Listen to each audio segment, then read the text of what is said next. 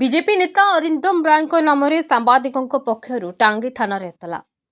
BJP नेता अरिंदम राय गतकाली social media रे सांबादिक माननकु नेई कटाक्ष करथिबा घटना रे टांगी थाना रे टांगी चौदार सांबादिक माने एतला दैछन्ते।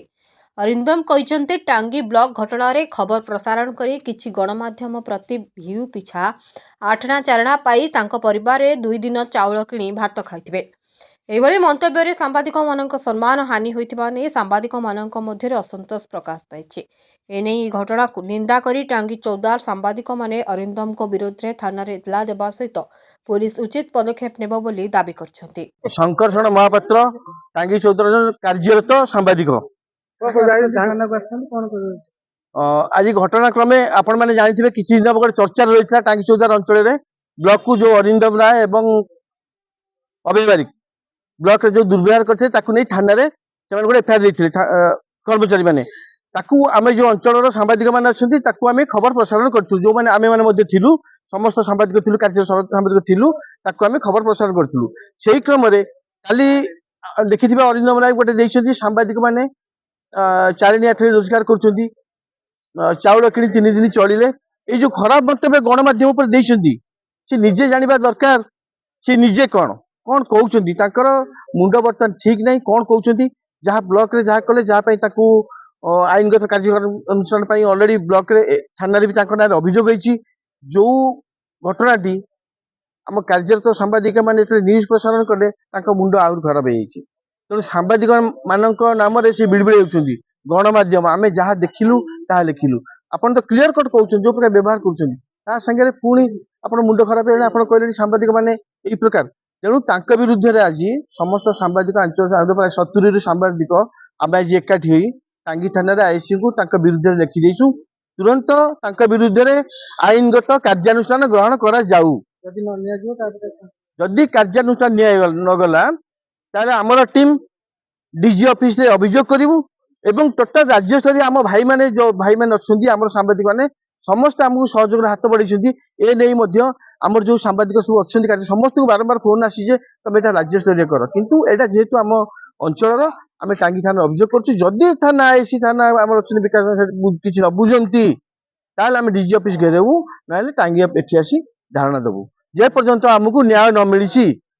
सत्यव्रत दास उत्कल सांबादिक संघ कटक जिला सभापति कौन कहे आज समस्त सांबादिक मैंने टांगी थाना द्वारा गतकाली मे 19 तारिख मु जानिबारे सांबादिक मानक एक कला दिवस थिला गोटे कर्तव्यरत सांबादिक सारा ओडिशा रे आपण माने जानुथिबे को परिस्थिति रे किबरी भाबे से माने खबर प्रसारण करंती किंतु जो गत 3-4 दिन भितर कटक जिला टांगी चौदार ब्लॉक रे जो घटना सब घटुतिला ताहा सांबादिक जने कर्तव्यरत सांबादिक हिसाब से विभिन्न गणमाध्यम प्रतिनिधि एवं सोशल मीडिया रे मिछक सत कथा प्रसारण करा जाउथला तेदे कोनसी मिछ नथिला किंतु अरिंदम राय जे कि बीजेपी रे आमे कहूचे जने तथाकथित बड़ नेता तांकर कोन स्वार्थ रे आंच आसिला सी आम सांबादिक मान प्रति जो निकृष्ट धरण निम्न मानर मंतव्य विभिन्न तांकर लाइव फेसबुक लाइव रे देइथिले ताहाकू प्रथमे तो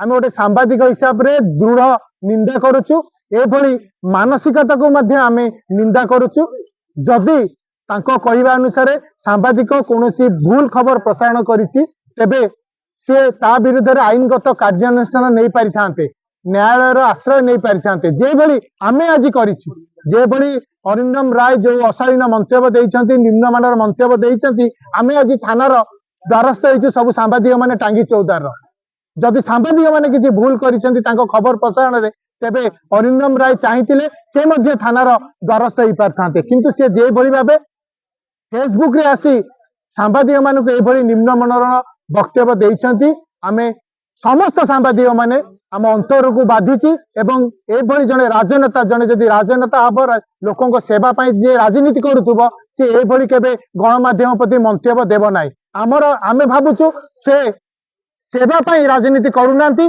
ताको राजनीति करिवार उद्देश्य अलगा प्रकार रही तेणु से एभली मंतव्य गणमाध्यम प्रति देइछंती जहाँ को आमे पुणी थरे खंडन करछु एवं आशा करूछु प्रशासन या विरुद्ध रे दृढ़ कार्यानुष्ठान नेब नचेत आगामी दिन रे टांगी चौदार कौन सारा राज्य रे सांबादिक माने राजरास्ता को ओलेबे मुझे ପଦ୍ମଲା ବରାଳ ଏ ଅଞ୍ଚଳର ସାମ୍ବାଦିକ। କଣ କହିବେ ଆଜି ସାମ୍ବାଦିକ ଭାଇମାନେ ଟାଙ୍ଗୀ ଥାନା ଦ୍ୱାରସ୍ଥ ହଉଛନ୍ତି?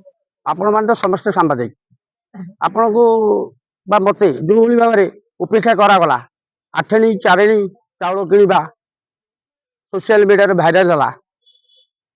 ଜଣେ ହାରୁ ନେତା, ବିଜେପିର ହାରୁ ନେତା ଅରିନ୍ଦମ, ସେ ଯୋଉ ଭଳିଆ ଜିନିଷ ଇଏ କଲେ, ବ୍ଲକରେ ପଶିବେ, ବିଡିଓଙ୍କୁ ମାରିବେ, ଗାଳିଗୁଲଜ କରିବେ, ମହିଳା କର୍ମୀ ମାନଙ୍କୁ ଆଟାକ କରିବେ। ଆମେ ଚତୁର୍ଥ ସ୍ତମ୍ଭ ଯାହା ଦେଖିଲୁ ସତ୍ୟ ଏବଂ ତାଙ୍କର ସୋସିଆଲ ମିଡ଼ିଆରେ ଭାଇରାଲ ହଉଛି। ଆମେ କିଛି ମିଛ ଲେଖିନୁ। ତାର ଅର୍ଥ କଣ? ଆମେ ହଉଛୁ ଚାରିଣୀ ଆଠେଣୀ। ଚାଲୁଣି କହୁଛି ଶୁଞ୍ଚିଲୋ ତୋ ପଛରେ ଗୋଟେ କଣା। ସେ ନିଜେ ଗୋଟେ ଚାଲୁଣି, ସେ ଆମକୁ କହିବ ଟଙ୍କାଏ ଆଠଣା ପାଇଁ ଆମେ 4 ଦିନ 5 ଦିନ ଆଜି ଚଳିଗଲୁ? ନୁହେଁ। ଅରିନ୍ଦମ ରାୟ, ତମେ ଜଣେ ଦିନରେ ବସନ୍ତ ରାତିରେ ବାସନ୍ତି। ତମେ ବି ରୋଜଗାର କରୁଛ। ତମେ ଦିନରେ ବସନ୍ତ ହଉଛ, ରାତିରେ ବାସନ୍ତି ରୋଜଗାର କରୁଛ। ଆମେ ସେ କାମ କରୁନୁ। ଖବରଦାର, ଆଜି ତମ ନାଁରେ ଟାଙ୍ଗୀ ଥାନାରେ ଏଫଆଇଆର ଲଞ୍ଚ କରାଗଲା। 7 ଦିନ ଟାଇମ ଦିଆଗଲା। 7 ଦିନ ପରେ ଯଦି ପୋଲିସ ପ୍ରଶାସନ ଏ ଖବର ନ ବୁଝନ୍ତୁ, ତାହେଲେ ଆମେ ଡିଜି ଅଫିସ ଘେରାଉ କରିବୁ। ଟାଙ୍ଗୀ ଥାନା ସମ୍ମୁଖରେ ଅନଶନ କରିବୁ। ମନେ ରଖ, କଶ୍ମୀରୀ କାଳେ ତମକୁ କ୍ଷମା ଦିଆଯିବ ନାହିଁ। ସାମ୍ବାଦିକ ନାଁରେ ଯୋଉଭଳି କାମ କରିଛ, ତମେ ହଉଛ ଦିନରେ ବସନ୍ତ ରାତିରେ ବାସନ୍ତି। ଆମକୁ ତାହା ଭାବନି। ଏଠି ଆପଣ ମାନେ ମନେ ରଖନ୍ତୁ, ଯଦି ଏ ଖବର ବୁଝା ନଗଲା, ସାରା ଓଡ଼ିଶାର ସାମ୍ବାଦିକ ଆଜି ଆନ୍ଦୋଳନ ଉପରକୁ ଆସିବେ। ମୋ ନାଁ ହେଉଛି ଦୀପକ ମଙ୍ଗରାଜ। ମୁଁ ଏ ଟାଙ୍ଗୀ ଚୌଦ୍ୱାର ଜଣେ ସାମ୍ବାଦିକ। ସାରା ଓଡ଼ିଶା ହୁଲସ୍ଥୁଲ ହଉଛି କିଛି ଲୋକଙ୍କର ବ୍ୟବହାର ପାଇଁ। ସେ ହଉଛି ଅରିନ୍ଦମ, ଆଉ ଜଣେ ହଉଛନ୍ତି ଅଭୟ ବେହେରା। ଯେ ଆମେ କହୁନୁ ଅଭୟ ବାରିକ, ଆମେ କହୁନୁ ଇଏ ସୋସିଆଲ ମିଡିଆରେ ତାଙ୍କ ନାଁରେ ପ୍ରଚାର ହଉଛି। ସେ ଯୋଉ ବ୍ୟବହାର ସେଠି କଲେ ବ୍ଲକ ଅଫିସରେ, ଜଣେ ସରକାରରେ ଅଛନ୍ତି, ତମର ଯଦି ଦରକାର ଥିଲା ତମର ଅଞ୍ଚଳର ଲୋକଙ୍କର ବିକାଶ କଥା କହୁଛ, ତମେ କଲେକ୍ଟର ପାଖକୁ ଯାଇପାରିଥାନ୍ତ, ତମେ ବିଭାଗୀୟ ଅଧିକାରୀ ପାଖକୁ ଯାଇପାରିଥାନ୍ତ, ତମେ ମନ୍ତ୍ରୀ ପାଖକୁ ଯାଇପାରିଥାନ୍ତ ଏବଂ ସେ ସମସ୍ୟା ସମାଧାନ କରିପାରିଥାନ୍ତ। ତମେ ଏଠି ଏବିଡିଓ ଜଣେ ମହିଳା କର୍ମଚାରୀ, ତାଙ୍କ ପାଖରେ ଯୋଉ ବ୍ୟବହାର ଦେଖାଗଲା, ଆମେ ତାକୁ ରେକର୍ଡିଂ କଲୁ। ଆମେ ନ୍ୟୁଜ କରିବୁ, ଆମ ଧର୍ମ। ଆମେ ସତ୍ୟ ନ୍ୟୁଜ ପ୍ରକାଶ କରିବୁ, ଆମ ଧର୍ମ। ତମେ ତାକୁ ଅଟକେଇ ପାରିବନି। ତମେ ନଟକେଇ ଆମକୁ କହିବ ଦିଅଣା ଚାରଣା, ତମେ କହିବ ଆମକୁ ଦିଅଣା ଚାରଣା, ଆମେ ଆମ ଘରେ ଚାଉଳ ଆଉଛି ସେଥିରୁ। ତମେ ଜଣେ ଅସଫଳ ନେତା, ତମେ ଜଣେ ଅସଫଳ କଳାକାର, ତମେ ଅନ୍ୟକୁ କଣ କହିବ? ତମେ ଅନ୍ୟକୁ କଣ କହିବ? ଆମ ସାମ୍ବାଦିକ ମାନଙ୍କୁ କହିବ? ଯଦି ସ୍ୱାଭିମାନ ଥିବ ସାରା ଓଡ଼ିଶାର ସାମ୍ବାଦିକ ମାନଙ୍କ ପାଇଁ, ଯୋଉମାନେ ହଜମ କରିପାରୁଥିବେ ଏଇ ଯୋଉ ଭାଷା ଦେଇଛନ୍ତି, ବାଇଟ ଦେଇଛନ୍ତି ହେଲା, ତାକୁ ବୟକଟ କରନ୍ତୁ। ଆଉ ଯିଏ ନ କରିବେ, ଆମେ ଜାଣିବୁ ସେ ସାମ୍ବାଦିକ ଭାଇର ସ୍ୱାଭିମାନ ନାହିଁ। ସମାଗମ ହେଇଛି, ତା ବିଷୟରେ କଣ କହିବେ? ମୁଁ ପ୍ରୀତିରଞ୍ଜନ ବେହେରା, ଜଣେ କାର୍ଯ୍ୟରତ ସାମ୍ବାଦିକ। ଆମର ବିଜେପି ନେତା ତଥା ଏଥରକ ନିର୍ବାଚନ ଲଢ଼ିକି ହାରିଥିବା ଅରିନ୍ଦମ ରାୟ ଯୋଉ ବିବାଦୀୟ ମନ୍ତବ୍ୟ ଦେଇଛନ୍ତି ଗଣମାଧ୍ୟମ ପ୍ରତି, ମୁଁ ଏହାକୁ ଦୃଢ଼ ନିନ୍ଦା କରୁଛି। ସେ ଯୋଉ କହିଛନ୍ତି ଗଣମାଧ୍ୟମର ପ୍ରତିନିଧି ମାନେ ବା ମିଡିଆ ମାନେ ଯୋଉ କରିଛନ୍ତି, ନ୍ୟୁଜ କରିକି ଟଙ୍କା ଚାରିଣା ଲେଖା ପାଉଛନ୍ତି ଏବଂ ସେଥିରେ ତାଙ୍କର ପ୍ରତିପୋଷଣ କରୁଛନ୍ତି ବା ଚାଉଳ କିଣୁଛନ୍ତି, ସେ କହିପାରିବେ କି ସେ ଜାଣିଛନ୍ତି ସେ ବିଷୟରେ? ଗଣମାଧ୍ୟମ ପ୍ରତିନିଧି ମାନେ କିଭଳି ଭାବେ ଖବର ସଂଗ୍ରହ କରୁଛନ୍ତି, ଆଉ ସେ କେବେ ଆସିକି ବୁଝିଛନ୍ତି? କୋଉ ଗଣମାଧ୍ୟମର ଦୁଃଖ ବୁଝିଛନ୍ତି କେବେ? ସିଏ ତ ତାଙ୍କର ଭାଷାକୋଷ ଯାହା ଆପଣ ମାନେ ସବୁ ଜାଣିଥିବେ, କଣ ତାଙ୍କର ଶିକ୍ଷାଗତ ଯୋଗ୍ୟତା ଜଣା ପଡୁଛି ସେଥିରୁ। ଆମେ ମାନେ ଟାଙ୍ଗୀ ସାଲେପୁରର ସବୁ ସାମ୍ବାଦିକ ମାନେ ନିଷ୍ପତ୍ତି ନେଇଛୁ, ଆଜିଠାରୁ ତାଙ୍କର ସମସ୍ତ ଖବରକୁ ଆମେ ବୟକଟ କରିବୁ। ଅରିନ୍ଦମ ରାୟକୁ ଆମେ ବୟକଟ କରିବୁ। ଏବେ କଣ ଦାବି ରଖିଲେ ଆପଣ ଥାନାରେ? ଆମେ ଥାନାକୁ ତାଙ୍କ ବିରୁଦ୍ଧରେ ଏକ ଅଭିଯୋଗ କରିଛୁ ଏବଂ ତାଙ୍କୁ ଆରେଷ୍ଟ କରାଯିବା ପାଇଁ ଆମେ ଆଇଆଇସିଙ୍କୁ ଅନୁରୋଧ କରିଛୁ। ଆରେଷ୍ଟ ନ କରାଯାଏ, ଯଦି ଆରେଷ୍ଟ କରା ନଯାଏ, ଆମେ ତେବେ ଟାଙ୍ଗୀ ଥାନା ଘେରାଉ କରିବୁ।